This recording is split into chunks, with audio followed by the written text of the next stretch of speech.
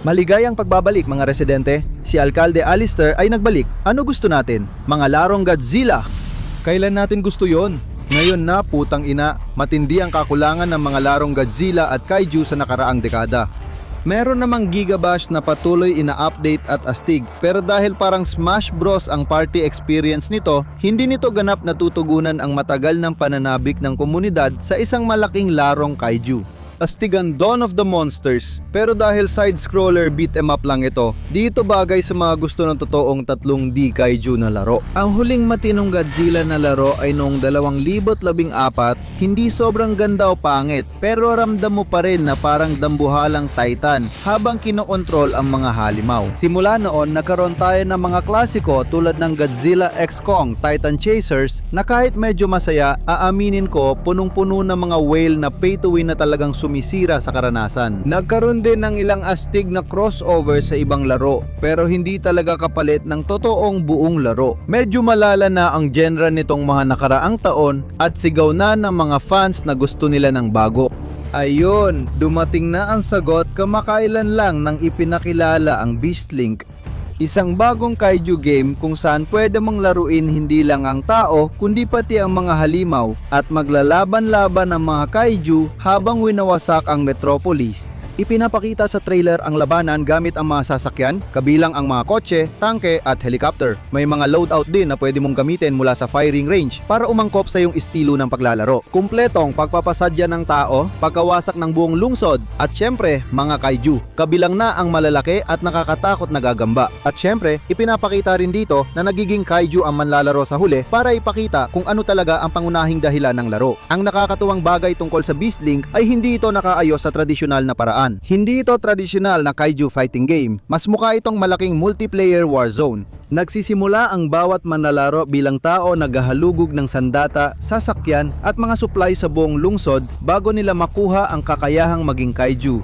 Kaya tumitindi ang laban mula karaniwang labanan ng militar patungo sa digmaan ng mga halimaw kung saan totoong manlalaro ang kumokontrol sa mga nilalang, hindi scripted na AI. Mukhang magulo at mapanirang saya na matagal nang hinihingi ng mga tagahanga ng genre ng halimaw.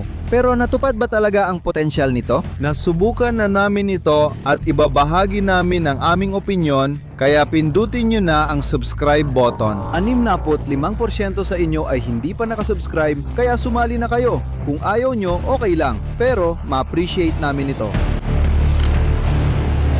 Nagustuhan mo ba ang damit ko? May Jurassic Park logo ito. Sinuot ko para sa'yo. Tumahimik ka na. Sa dulo ng Beastlink trailer, ipinahayag na magkakaroon ng beta test sa dalawang magkasunod na weekend. Nagkaroon ng chance ang mga tao na subukan ang laro at magbigay ng feedback sa developers kung ano ang okay at ano ang dapat baguhin.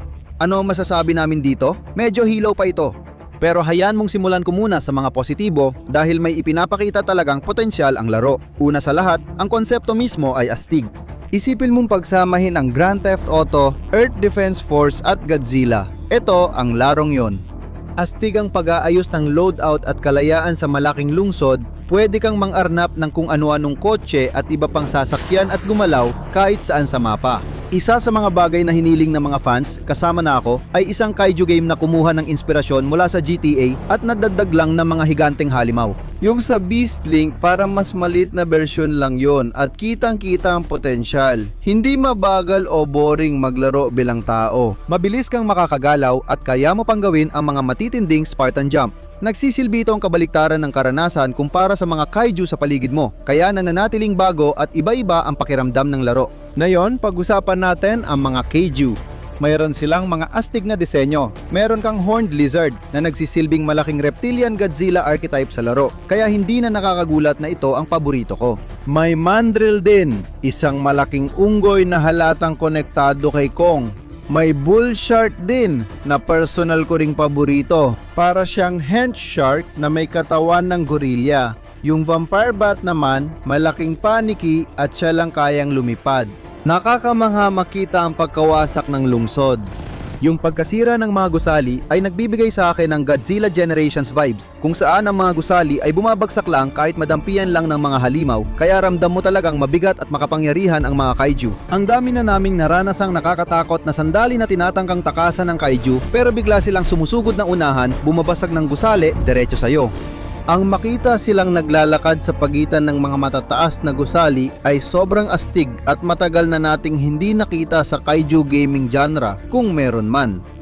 May astig na sistema kung saan pwede kang magdagdag ng iba't ibang mechanics sa laban tulad ng mas maraming gagamba kaya kakaiba bawat laban. Malaki talaga ang potensyal ng konsepto. Sa papel, ito dapat mismo ang hinahanap ng mga fans. Pero ganun nga ba? Sa kasamaang palad, maraming problema sa larong ito. Punong-puno ito ng mga bug, mga issue sa performance at marahil ang pinakamatindi, ang gameplay ng kaiju ay talagang hilaw. Mahalagang tandaan na beta pa lang ito at aktibong inaayos ng mga developer, may mga nagawa na rin silang pagbabago. Hanggat wala pa tayong nakikitang pagbabago, hindi natin masabing mawawala ang mga problemang ito at posibleng makaapekto pa rin sa karanasan mo. Una, sobrang sama talaga ng performance. Sinubukan namin ito sa malakas na AMD rig na kayang magpatakbo ng karamihan ng laro sa max settings. Pero kahit naka-low, naglalat at hirap pa rin ang BizLink kahit sa simpleng gawain. Nang sinubukan naming itaas sa high settings, tumigil na lang bigla ang laro. Talagang nasira ito. Buti na lang, ito ay isa sa mga bagay na aktibong tinitingnan ng mga developer. Pero kung ganito kalala ang takbo nito sa isang PC na mas malakas pa kaysa sa pinakamalakas na console, hindi ko alam kung paano ito tatakbo sa base PS5 mo o Xbox Series S. Sa itsura, hindi rin ito maganda. Parang Goat Simulator lang ang dating. Patag at simple lang ang mapa, kulang sa kakaibang art style. Sa ngayon, ito lang din ang tanging mapa ng laro at isa lang itong karaniwang lungsod. Hindi naman ito pangit pero pwede pa sanang mas gumanda ang itsura nito. Sa session ko, nagbabago ang oras sa mapa mula umaga hanggang paglubog ng araw. May konting atmospheric effects gaya ng fog, pero hindi ko naman nakita yon. Isipin mo kung magdadagdag sila ng ulan, kidlat na bagyo o night mode na makikita mong namamatay ang ilaw sa mga gusali habang binabagsak mo sila. Mas magiging masaya ang kaiju experience. Marami pa silang pwedeng gawin sa mapa para mas maging interesante, pero sigurado akong may plano pa silang ibang mapa sa hinaharap tulad ng Arctic na lungsod na inspirado sa Europa. Mga kapaligiran na talagang magbibigay ng iba't ibang karanasan sa laro. Talagang kulang din ng audio at minsan ay hindi talaga tumutunog na maaaring may kinalaman sa hindi magandang performance sa tingin ko. Pero kahit ang tunog ng halimaw ay hindi maganda at hindi rin tunog hayop. Hindi talaga ito tunog ng kahit ano. At habang pinag-uusapan natin ang tungkol sa kaiju, sa kasamaang palad, napakasama ng laban ng mga kaiju. Binibigyan ka ng ilang iba't ibang galaw na pwede mong gamitin, pero bawat isa ay gumagamit ng iba't ibang antas ng stamina. Kadalasan, inuulit-ulit mo lang ang magagaan na atake kaysa maghintay ng malalakas na galaw kasi pwedeng maging bukas ka sa atake at hindi rin naman laging epektibo ang malalakas na galaw. Ang mga laban ay parang quick time events lang at hindi talaga dynamic o interesante. Ibig kong sabihin, tingnan mo na lang, tingnan mo. Hindi pa tapos. Mali ito, mali talaga. Kaya kailangang baguhin ng malaki ang labanan sa laro. Maaring subukan nila ang simpleng cooldown sa heavy attack para hikayatin ang paggamit nito imbes na paulit-ulit na gamitin ang basic ability. O baka charge-up system gaya ng range attack sa Pipeworks Godzilla Trilogy na kailangang i-hold ang button para mag-charge ng mas malalakas na galaw. Mukhang okay, subukan yon. Sayang kasi, ang saya talagang maging kaiju sa laro. Nakakatuwang tapakan ang mga tao sa ibaba bago walang kahirap-hirap na gibain ang isang gusali at ito mismo ang hinahanap ng mga fans. Mas masaya pa rin maglaro bilang tao sa ibaba at panoorin ang kaiju mula sa kanilang pananaw. Mas mabilis ang laro at minsan nakakatakot pa. Pwede mong barilin ang mga halimaw bilang tao, pero madalas hindi ito epektibo. Dapat silang mag-inspire sa Godzilla mode sa Fortnite na may weak spots para sa critical hits. Kaya mas ramdam ang epekto ng atake at may dahilan ang mga manlalaro na labanan sila, imbes na maramdamang wala talaga silang magawa. Maganda at nakakatulong ang pagdagdag ng PvP para gawing mas kapanapanabik ang laban. Kadalasan, nilalabanan mo ang malalaking gagamba habang tumatakas sa mga kaiju at iniiwasan ng ibang manlalarong gustong pumatay sa iyo, kaya't nakakaroon ng masayang at kakaibang laban. Dito namamayani ang laro. Medyo mahina ang barilan at kailangan pang ayusin, maaaring dahil ito sa hindi magandang performance ng laro. Kapag naayos na yon, baka mas maganda na ang karanasan. Siguro isa sa pinakamalaking problema namin ay hindi talaga malinaw kung ano ang dapat mong gawin minsan.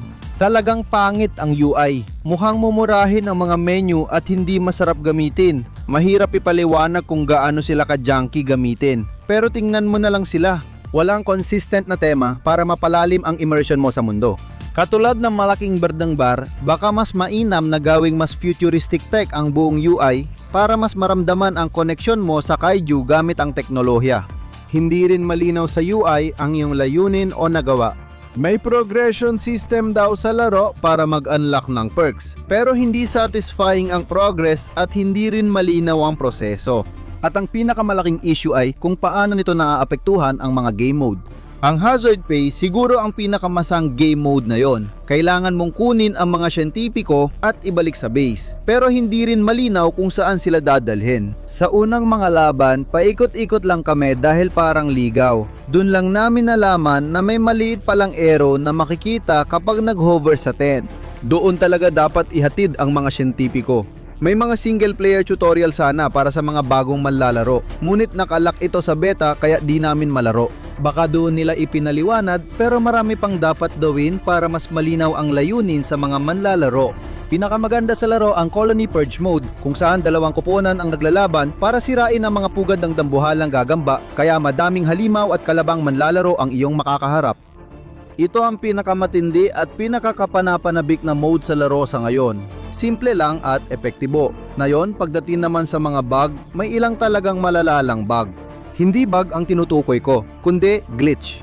Minsan, bigla na lang magbubugan ng nakakasilaw na ilaw ang screen na nangyayari mismo sa gitna ng PvP na talagang nakakawasak ng laro at sumira sa karanasan.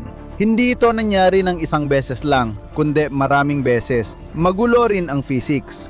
Astig man tingnan ang paggiba ng mga gusali sa maliliit na piraso, marami ring sablay sa physics. Tulad ng kotse mong biglang tumatalon kahit kaunting banggalang sa pader o iba pang sasakyan. May mga invisible na pader pa rin sa dating lugar ng mga gusali na hadlang sa pagdaan mo sa guho. Parang hilaw at di tapos ang gameplay experience. At sa totoo lang, ganon talaga. Pero kung isasaalang-alang ang lahat, ang Beastlink ay isang laro na hindi pulido at maraming problema. Pero maayos pa naman ito. Kung maayos ang performance, mga bug, UI sa laro at sa menu at kaiju combat, pwedeng maging pinakamalaking monster game ito sa genre sa matagal na panahon. Pero sa ngayon, hindi pa talaga ito yon. Malalaking issue ito para sa isang laro na nakatagdang ilabas ngayong tag-init. Para itong pre-alpha, hindi beta na halos handa ng ilabas. Kailangan pa nito ng hindi bababa sa isa pang taon ng development para mapaganda. Karapat-dapat ang kaiju community sa isang larong maayos na agad mula sa umpisa. Ngayon, parang puro negatibo ang sinasabi ko. Pero gusto ko lang magtagumpay ito. Astig ang konsepto at kita mo ang potensyal ng laro. Pwede itong maging malaki kung magagawa ng tama. Pero sa ngayon, masasabi ko lang na hilaw pa ito. Mas mabuti pa ang nararapat sa komunidad at hindi rin nararapat sa mga developer na masabihang hindi pa tapos ang laro. Lahat tayo gusto ng pinakamahusay na kalidad. Kung nanonood ang mga developer, sana tanggapin nyo ang mga kritikong ito. Huwag ninyong isipin na hate lang ito dahil gusto ko talaga ang idea ng laro. Pwede talaga itong maging hinahanap ng mga tagahanga at gusto kong pagsamahin kayong mga residente para sa Beastlink Game Night. Pero marami pang kailangan gawin bago mangyari yon. May isa pang beta test ngayong weekend kaya baka may konting pagbuti pero mahirap pa rin akong maniwala na maaayos lahat bago tag-init. Parang tag-init na pero suportado ko pa rin ng devs at tumaasa akong mapapaganda nila ito paglabas ngayong taon. Pero ano sa tingin mo tungkol sa Beastlink? Ito ba ang ideal mong laro ng mga halimaw? Ipaalam mo sa amin sa comment section sa ibaba. Huwag kalimutang i-like ang video na ito, i-share mo rin para makita ng mga devs at magawa nating ayusin ang larong ito bago ito ilabas. Huwag kalimutang mag-subscribe at pindutin ang notification button para maging residente ng Dangerville. Ako si Alistair at magkikita-kita tayo mga residente sa susunod.